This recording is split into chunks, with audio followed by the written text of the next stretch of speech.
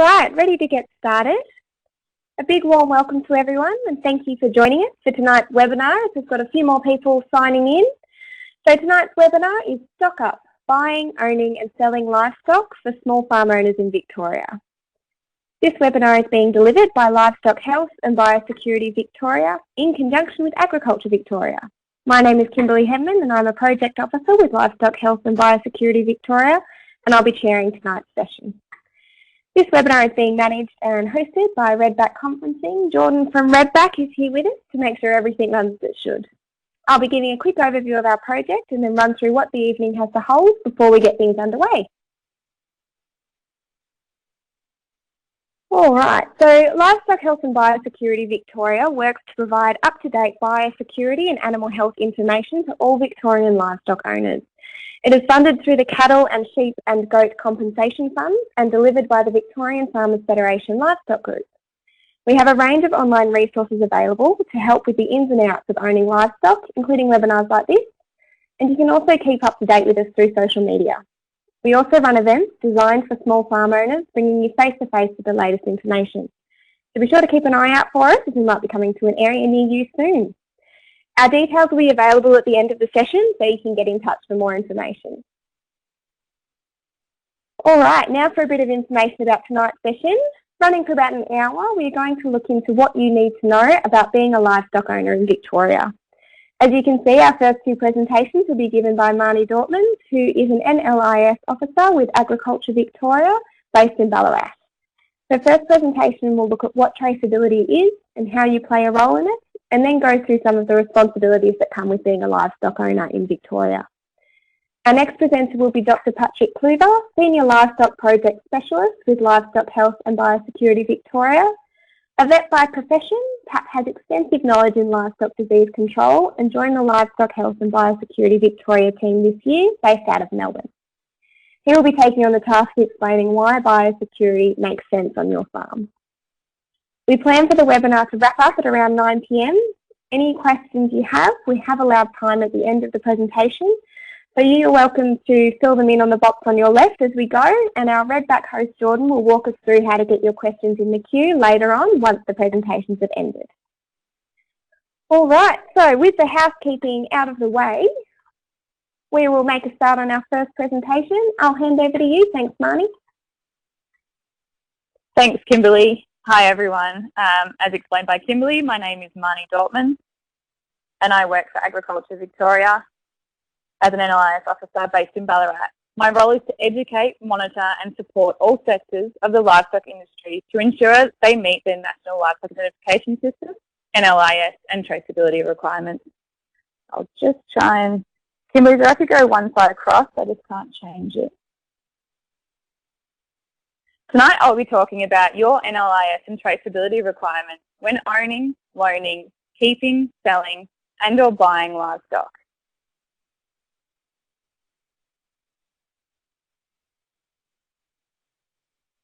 The importance of traceability, why me?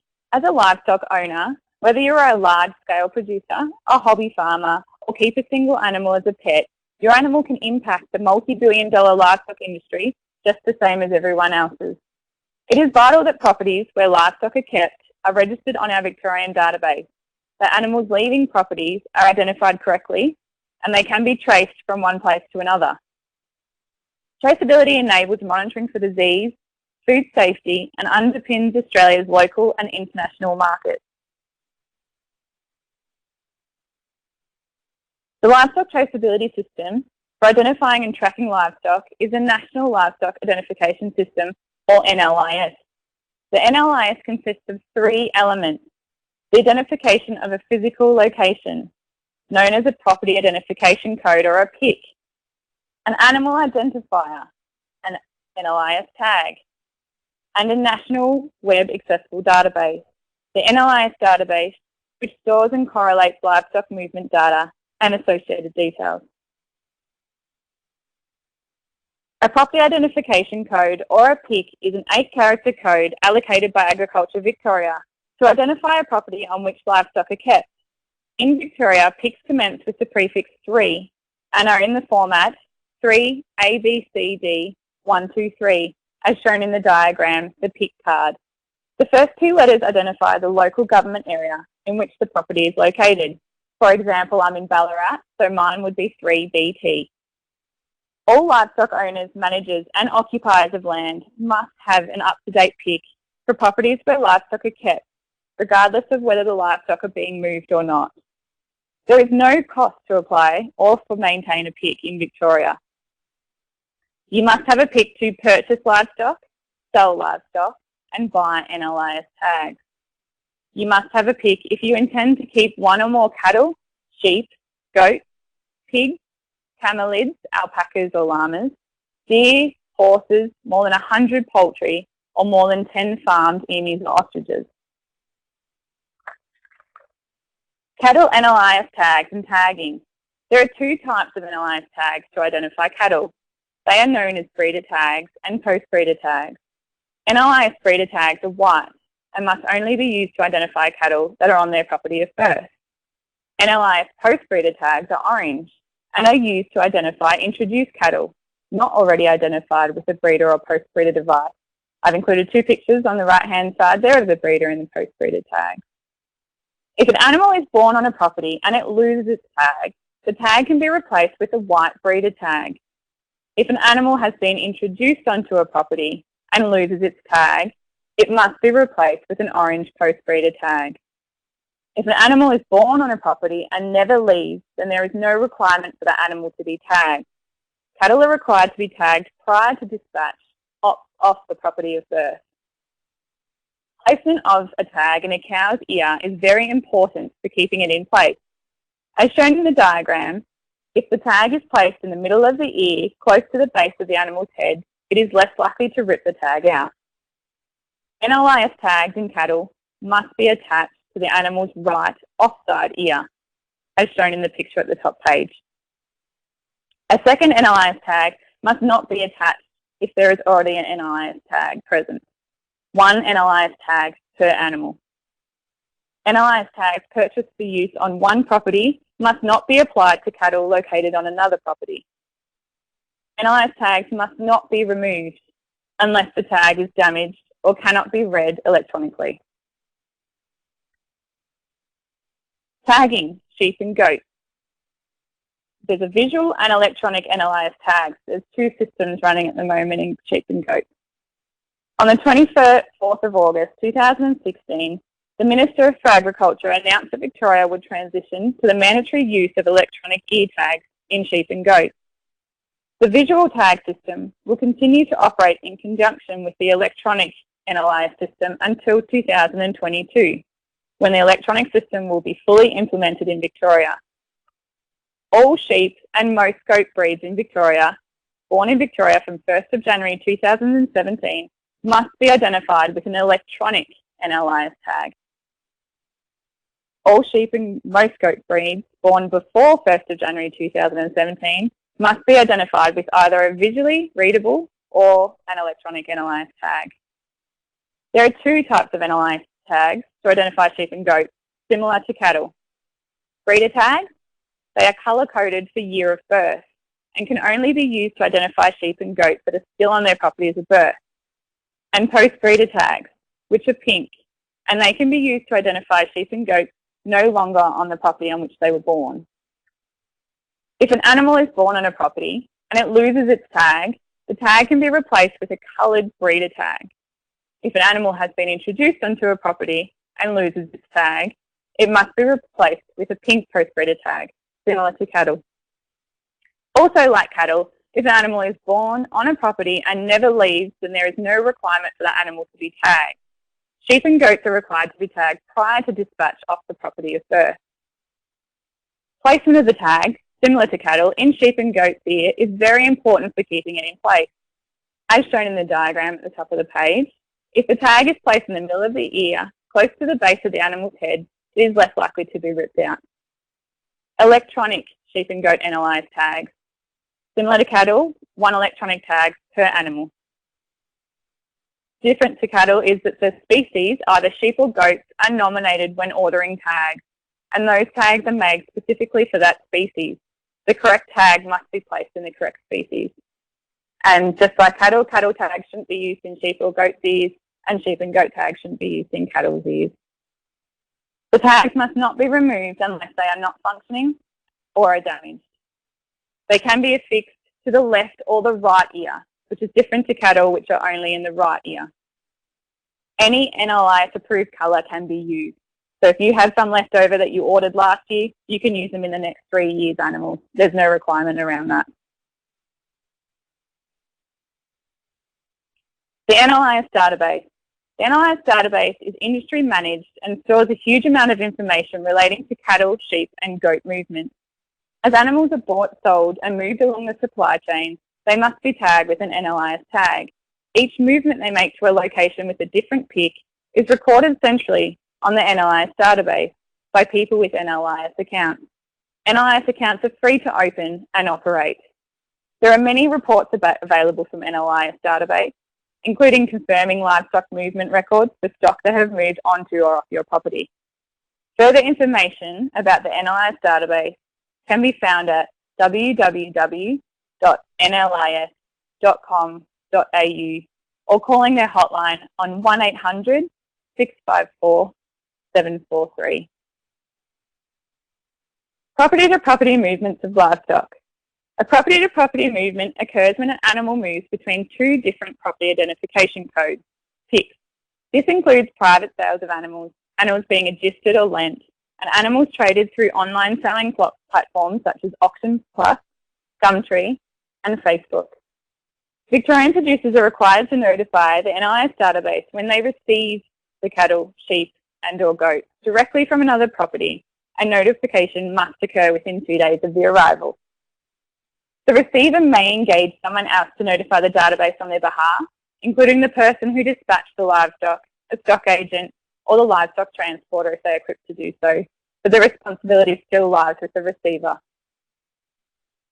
Property-to-property excludes movements of livestock to and from sale yards and abattoirs, as a sale or abattoir operators complete their NLIS transfer on those people's behalf. NLIS tags consist of two numbers, an external NLIS identifier, which is the visual ID on the outside of the tag, including the pick of the property it was allocated to. This number can be physically read off the outside of the tag. The second number is the internal radio frequency identification device, or the RFID. This is the internal number of the tag and can be found by scanning the tag. The visual ID and the RFID are linked together with the pick used to order the tags and uploaded to the NLIS database. Agriculture Victoria recommends using a scanner to read electronic tags. However, if a scanner is not available, the visual NLIS ID can be used. If a visual ID is used to complete a livestock transfer on the NLIS database, please ensure it is correct, as an incorrect number or letter could result in the transfer of the incorrect animal. Scanning the device ensures the numbers are correct. Buying, selling and moving livestock. National Vendor Declarations for an NVD. Producers must provide a vendor declaration for any movements of sheep, goats and cattle off their property. When livestock are purchased, the buyer must be provided with a vendor declaration. Producers use the National Vendor Declaration to declare necessary and valuable information about the food safety status of the livestock being sold. Buyers rely on the NVD for accurate information on the livestock purchased, and processors rely on the information to ensure only safe food enters our food chain. So to conclude, the NLIS, protecting you, your neighbour and your livestock industry. Further information can be found at www.agriculture.vic.gov.au or by calling the Agriculture Victoria helpline on 1800 678 779. Those concluded my section, so I shall now pass over to Pat. Thank you all for listening tonight. Thanks, Marnie. And thanks for that. That's quite a really good comprehensive summary of all that's required for those sort of things. I just remind people that they can actually type questions as they come up or as they think of it in the dialogue box on the screen. So, and we'll answer them at the end of the session. So I'm going to talk now a little about an introduction to biosecurity. So I think a lot of you are probably looking like at the end of this session we'll be going, my God, I've heard 20 different records today I've got to keep. I've heard about all these different things I've got to do, the risks, the BAS, the NLIS, all these things, and it'll be quite a jumble in your head. Remember, tonight's an introduction, and tonight what a large part of what you're going to do is be able to hopefully find out where to go for to get the next steps.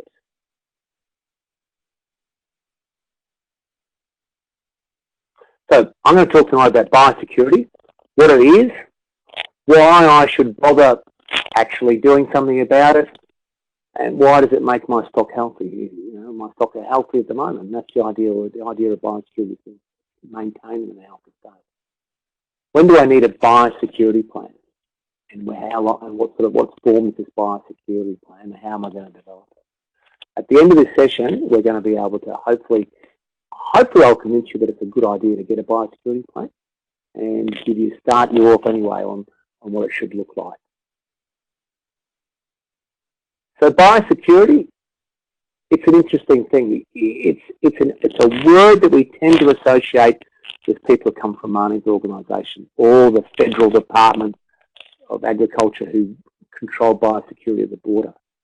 It's all about risk management, and that's something we probably associate with the OHS guys at work too, but it's managing the risks on your farm and trying to reduce the risk of pests, so that's weeds or pest species, disease, entering, so that's coming onto your place.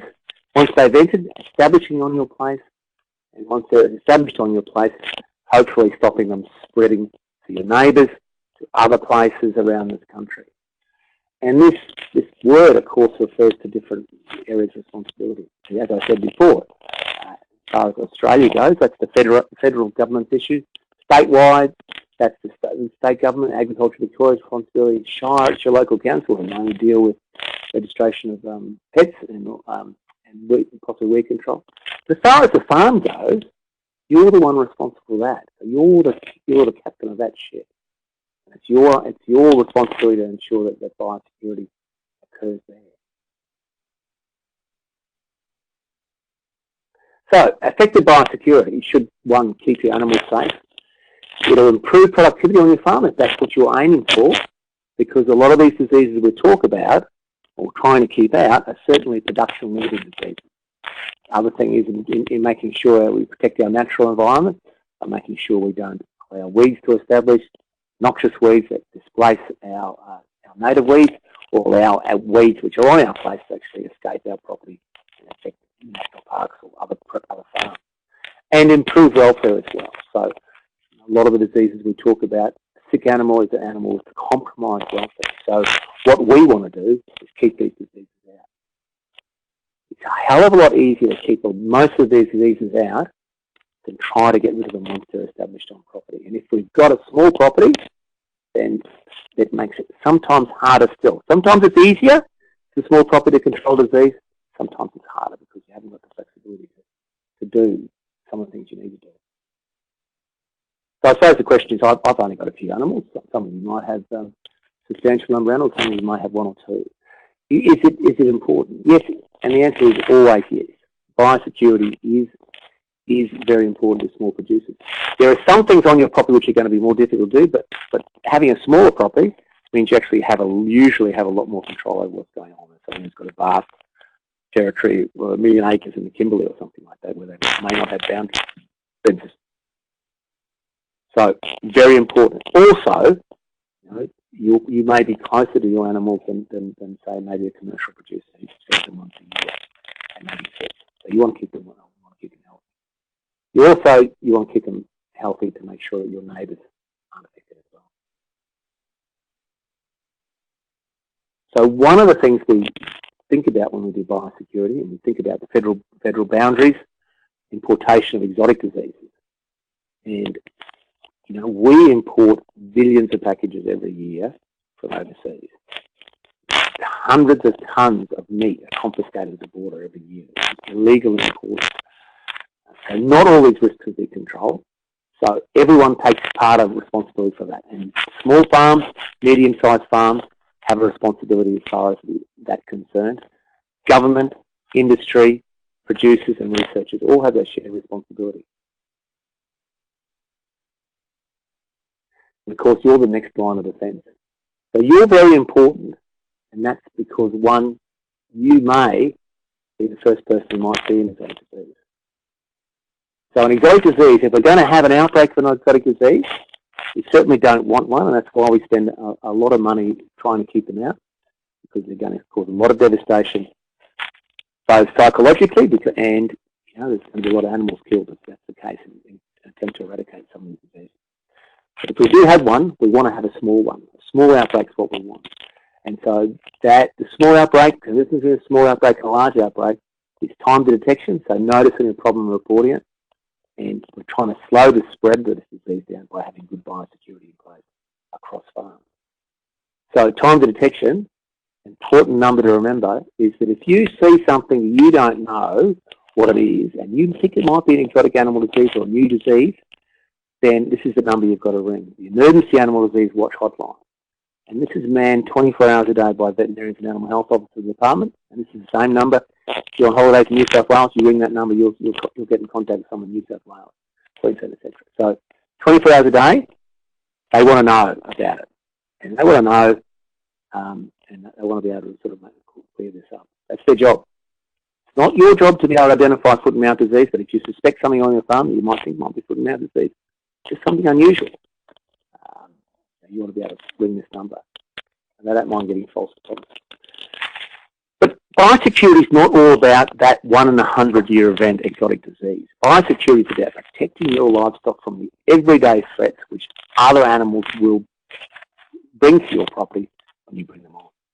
So the thing about a lot of these diseases we talk about is that a lot of them show no clinical signs necessarily. So, and that, if all animals show overt clinical signs or overt sickness when they're ill, then disease is very easy to eradicate. Of course, a lot of them aren't. So a lot of animals are perfectly healthy and normal, can be carrying any number of diseases. Major important diseases we worry about in this part of the world: temperate climate, lice in sheep, yonic disease in both sheep and cattle, foot rot in sheep, and you don't want to get foot rot in sheep, and drench-resistant worms. Both sheep and cattle carry drench-resistant worms.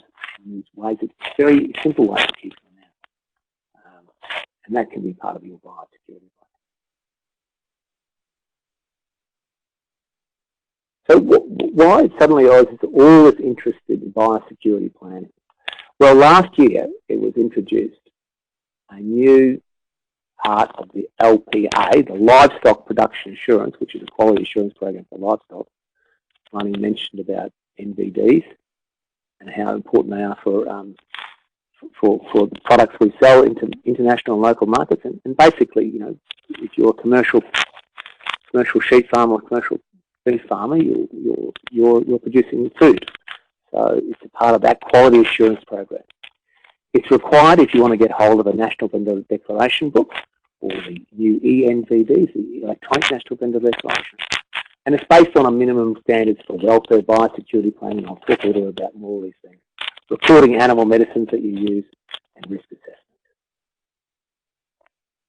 How do I know if I'm LPA accredited? Well, some of you will be LPA accredited.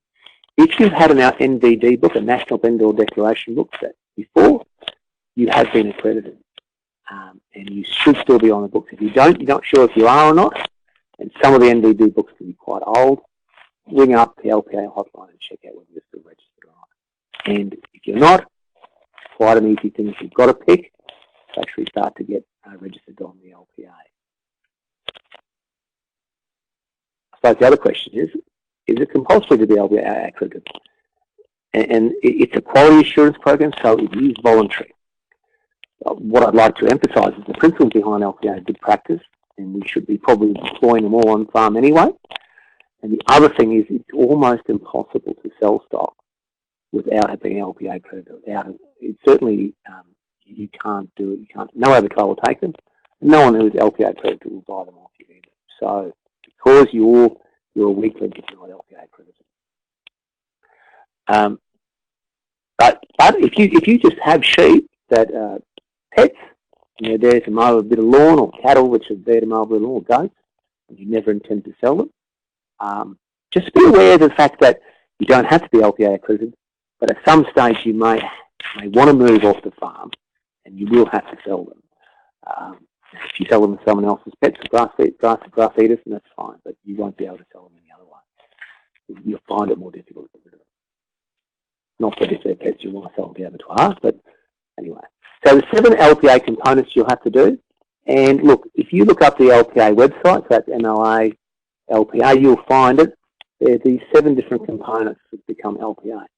And each of these has a learning module with it, which will take you about half an hour.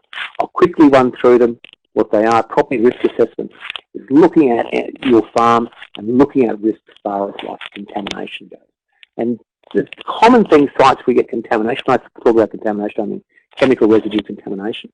Common things we see on farm are old sheep dips, which usually have some sort of arsenic contamination. It should be filled in or fenced off. Old dump sites, which may contain lead acid batteries, so car batteries.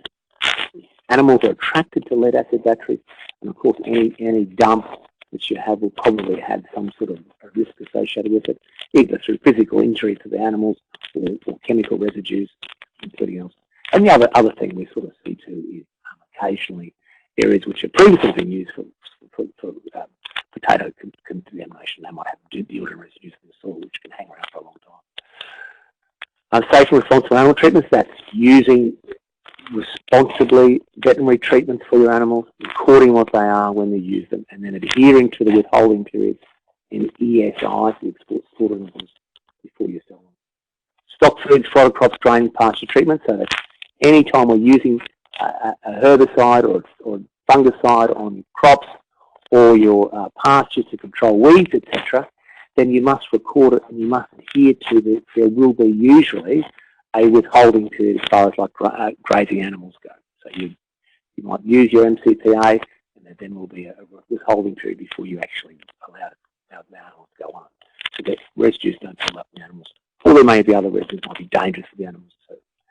Preparation for dispatch of all livestock. So this is whenever you're moving livestock, preparation for dispatch of all livestock. So this is whenever you're moving livestock, how you should treat them, what animals are suitable for treatment, for transport, and what animals aren't. How long you can transport them for safely, and what animals can't. And things that aren't going to travel very well, like animals which are blind, animals which are lame, etc. Animals which are weak or sick or heavily pregnant, they may not be suitable. There's a very good brochure on this, which is called Fit to Low, and it's available on the NLA website. And we give these hundreds of these out, and they're really quite self-explanatory, very easy to follow. Livestock transaction, this is the thing that Marnie was talking about before, recording all that. Biosecurity, we'll talk about that and all that. And then there's an animal welfare measure. The animal welfare measures are underpin the Prevention of Cruelty to Animal Act. So the minimum requirements for that are very important to make sure you're adhered. It gives you guidelines on how old animals can be when you castrate them or dock their tails, etc., and when they need to have when you need to start using analgesia. So what is a farm biosecurity plan, and when do I need to use one?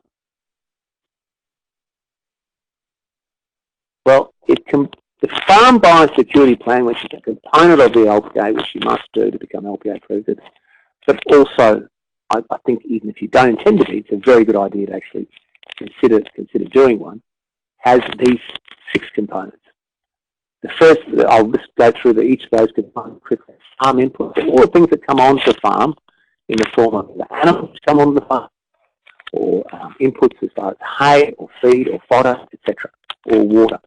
So how you control the risk associated with those.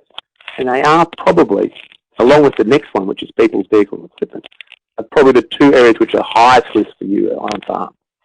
So getting those 2 components right will help keep your farm safe.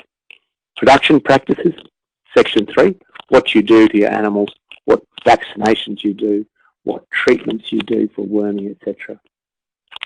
Section 4 is about how you control ferals, pests and weeds, and these are important things to control on any farm.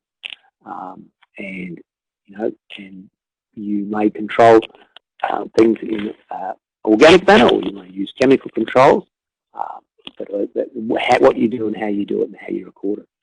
Farm outputs, how you dispatch animals, how you move them off the place. A little bit of that, similar to what we talked about before.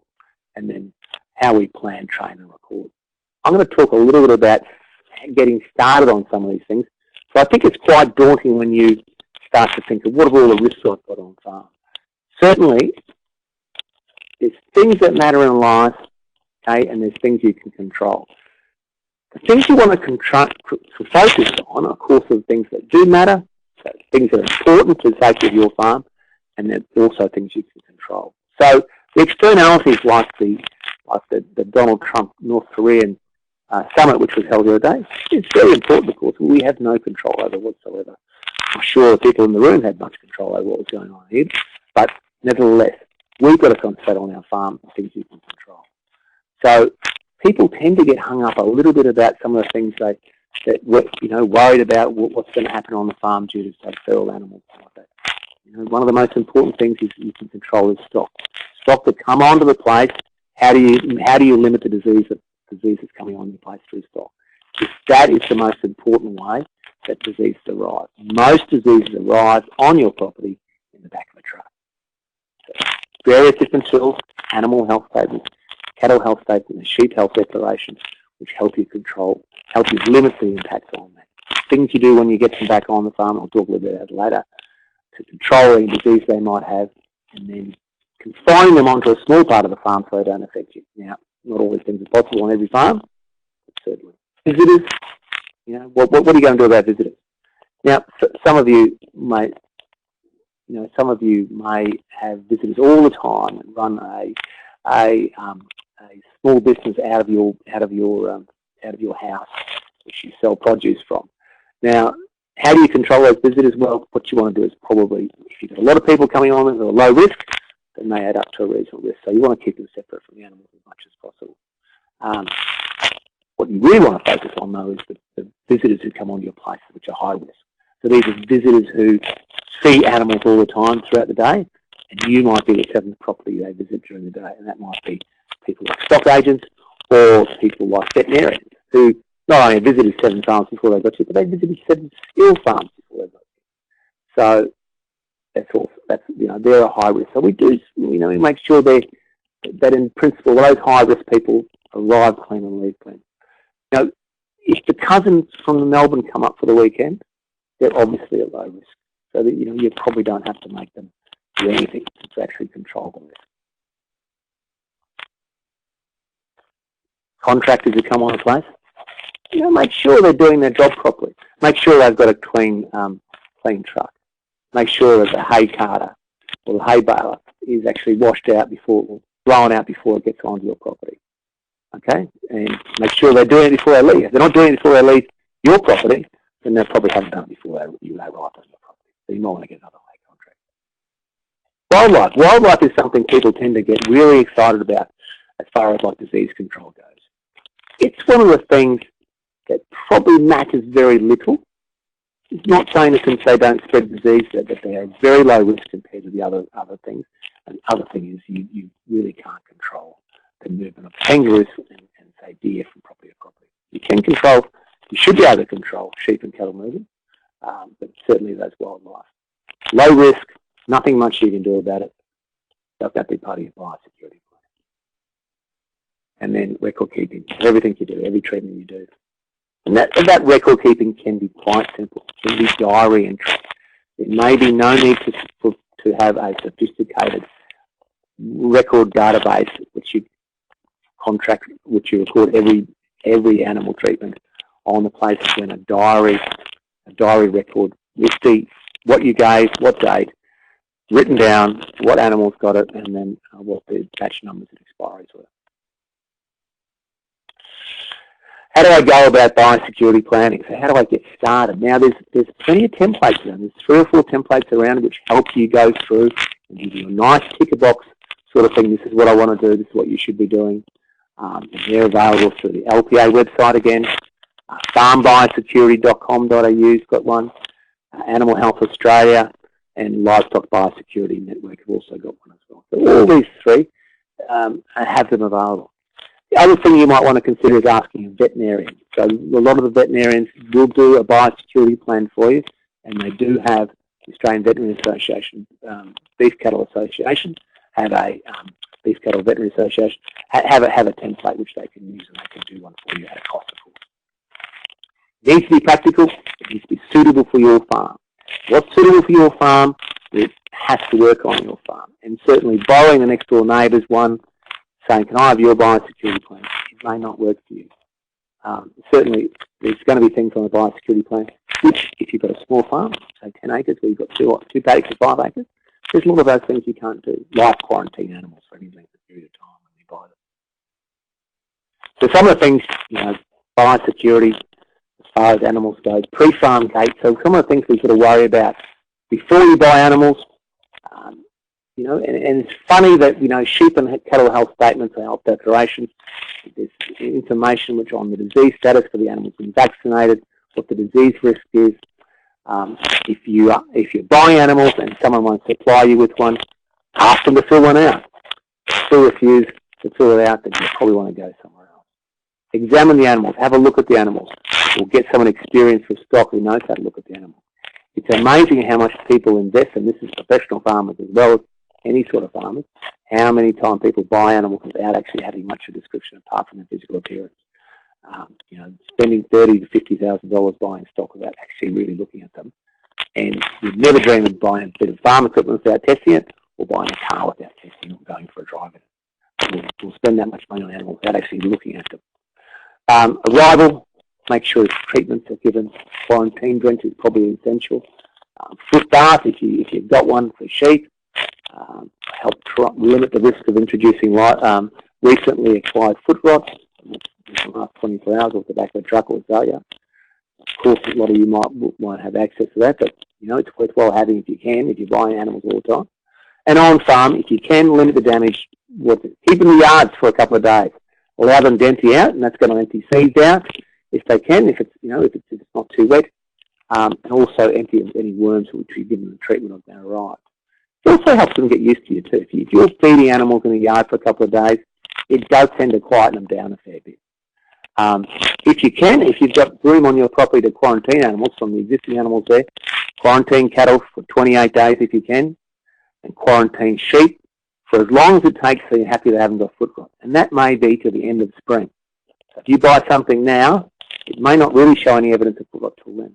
And the same for lice. It may be 4 to 5 months before you realise they've got lice as well.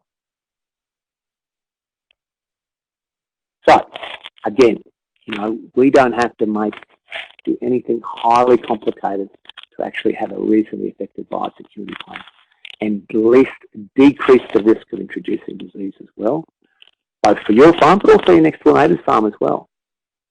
But it's got to be something that's practical for you. I'm just going to make a little statement about this, which should be part of a biosecurity plan here. Production practices is about school feeding. Okay, school feeding is the most likely way that we'll introduce an exotic disease into Australia into pigs.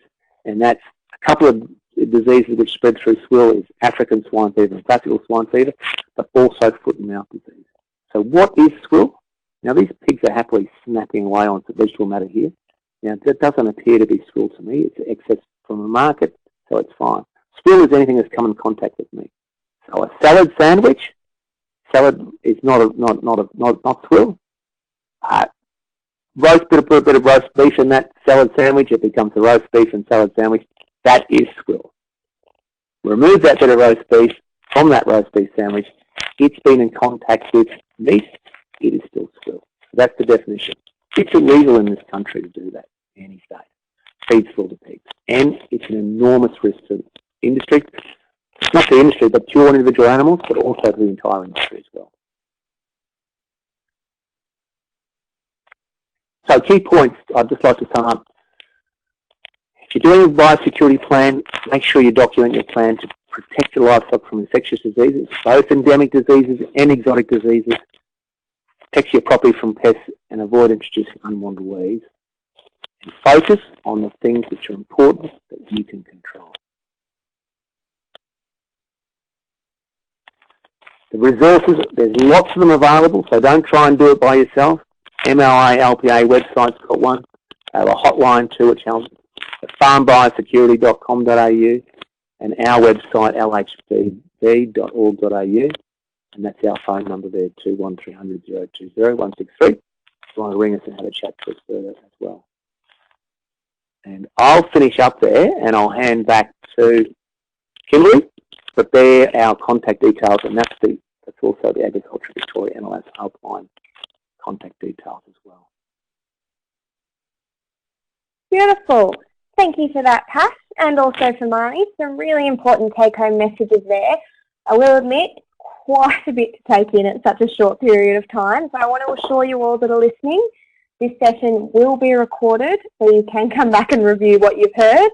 But as Pat said there, our contact details are listed on the screen. So with plenty of time to spare, I'm now going to open up for questions. We do have a few coming through, but I'm just going to hand over to our Redback host, Jordan, briefly, who's going to explain the process for placing your questions in the queue. Thank you, Kimberly, and ladies and gentlemen, welcome to the Q&A session. To ask a question today via the webinar platform, please do so by typing your question into the chat box at the bottom left of your screen. If you would like to ask a question via your telephone and you are also logged into the webinar, please ensure that your computer speakers are muted to avoid any echoing issues. To ask a question via the telephone, please press *1 on your telephone keypad and wait for your name to be announced. That's *1 on your keypad. I'd like to hand you back to Kimberly to go through some questions that we've received here in the chat box. So over to you, Kimberly. Beautiful. Thanks for that, Jordan. So I'm just going to kick off with one question that's come through in regards to LPA, which Pat discussed. So I've had a question here from Catherine, who thinks she's completed the LPA training online.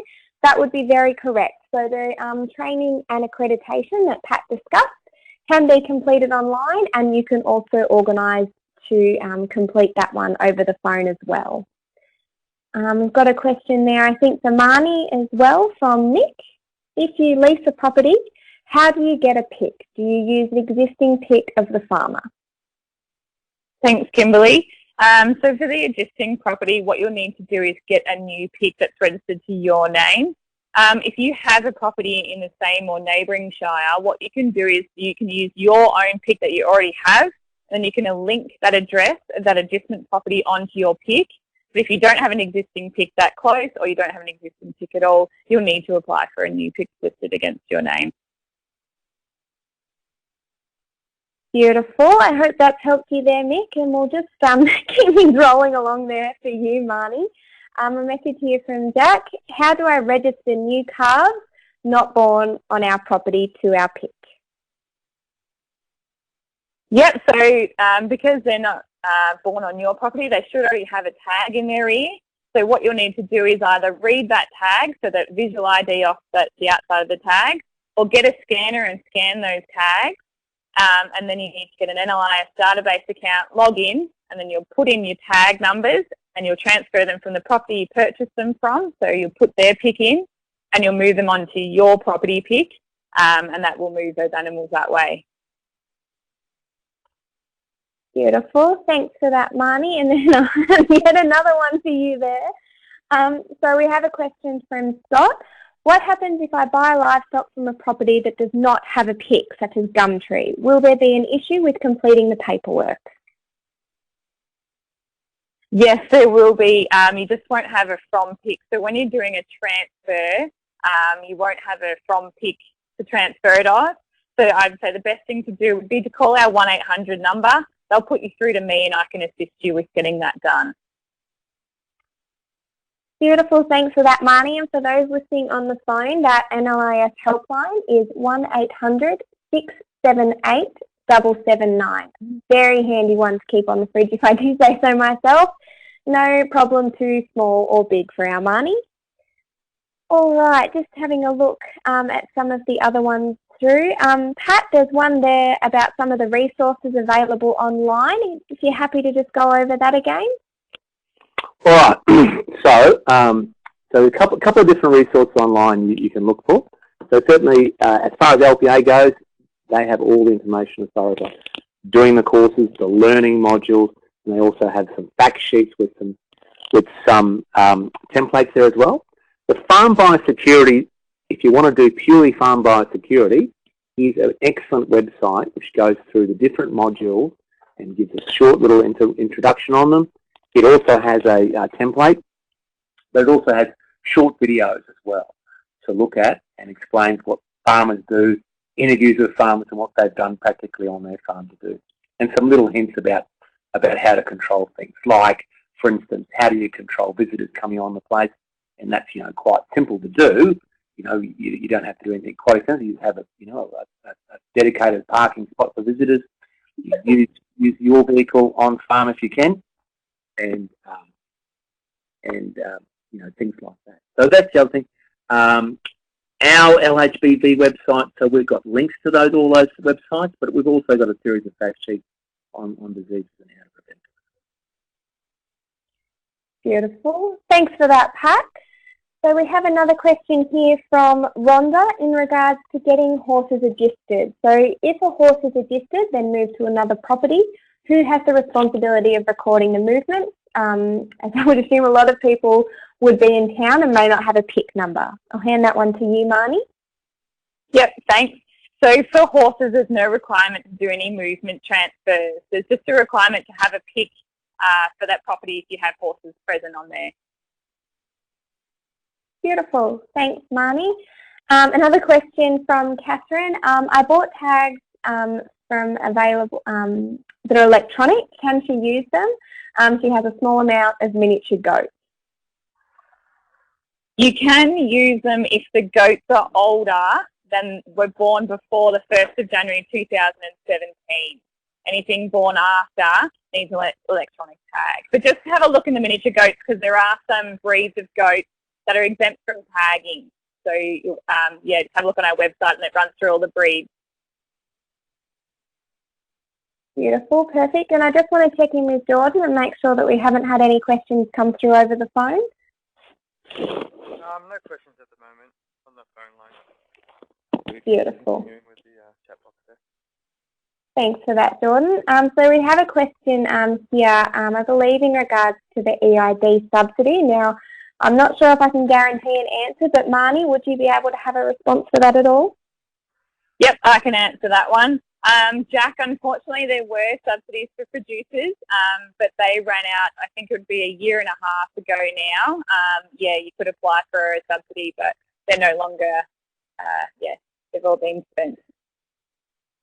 Beautiful, thanks for that, Marnie. And just reading the question, I'm not sure there, Jack, if it was in regards to EID or the record-keeping side of things for LPA and that sort of thing. But yeah, for purchasing a wand, yeah, Marnie explains that subsidy well.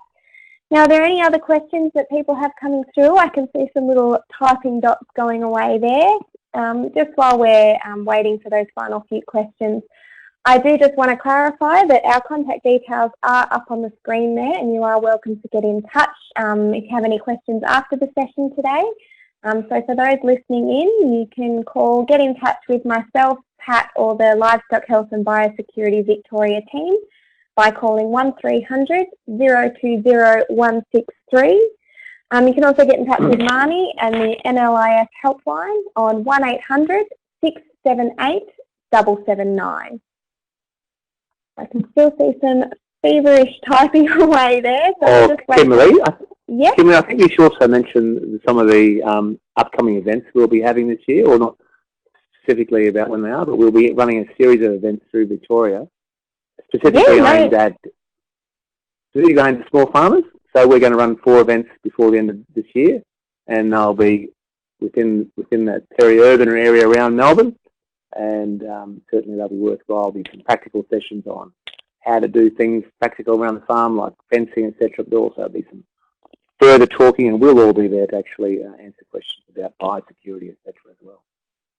Absolutely, spot on there, Pat. So yeah, we've got an event. Our next one will be coming up in Lancefield in early August, so do keep up to date with us. If you're a social media, if you're a tweeter or a sharer on Facebook, also our website will have the details on there as well. So yeah, it gives you the opportunity to get face-to-face with that information. We've just had another question come through from Jack asking if we could just explain how to link pics again. I'll hand that one to you, Marnie. Thanks, Jack. Sorry, it is very confusing when it comes to pics and linking. So the linking requirements are you must be in the same shire or the neighbouring shire. So if you own 2 properties or you're assisting a second property, as long as they are within the same or neighbouring shires, you can actually link those several addresses under one pic. When the properties are further than that, you'll need a separate pic per property. I hope that clarifies everything. Thanks for that, Marnie. It is one that is famous. All right. So we do have a couple more questions coming through, but what we do need to move on to is we do have a bit of a survey for you guys to complete. Nothing too strenuous, I assure you. So the survey will have just popped up on your screen, or if you're on the phone, an operator will reach out to you there. And so I'm just going to read through those questions. You're welcome to rush ahead of me and fill them out. So yeah, the reason we do this feedback is obviously because we want to continue to have webinars such as this accessible by you guys and by others. So this feedback allows us to keep building and developing to make them as beneficial as possible. So we really do value that feedback. So I promise it's not time wasted. So I'm just going to read through those questions now. So question 1. How valuable do you think this type of event has been in assisting your understanding of the requirements for keeping farm animals or your livestock? So there's a few options there. So you've got very good, good, average, poor, or very poor. I hope it's at the top end of that scale, but please do complete it honestly. The next question there is, has this event been useful for your understanding of on-farm biosecurity? Again, the options are very good, good, average, poor, or very poor. The following question, after attending this event, how confident are you in sourcing further information on the requirements for keeping farm animals? Again, very good, good, average, poor, or very poor. And finally, would you recommend this type of event to others? Yes or no? And finally, would you recommend this type of event to others? Yes or no? Keeping in mind it will be recorded, so you can come back and have a listen again and go through all the information we've been through tonight.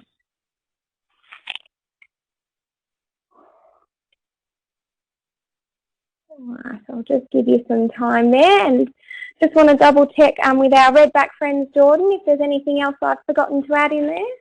No, that's perfect. Just a reminder for those listening on the phone, if you are, you should be getting contacted very shortly by one of our operators in regards to your survey results. But aside from that, I think we're ready to hand back to you for any closing remarks you have there, Kimberly. Beautiful. Thanks for that, Jordan. I would like to thank everyone who took the time to join tonight. It's a very chilly Thursday evening, so it might be a good way to curl up and listen to a webinar with a cuppa. I would also like to thank Marnie and Pat for their presentations tonight. I know they put a lot of work in there, and I'm very happy for you to get in touch with any follow-up questions. I'd also like to thank Redback for hosting us and the team members who worked behind the scenes to help pull it all together for you guys. As I said, we will be hoping to get more of these together. Our contact details are again on the screen, and there is a really good value in the feedback. So if you have any comments after today, you're welcome to get in touch and let us know offline. That's very welcome. I'd like to thank you again for being part of this session. Keep warm and have a good night, everyone.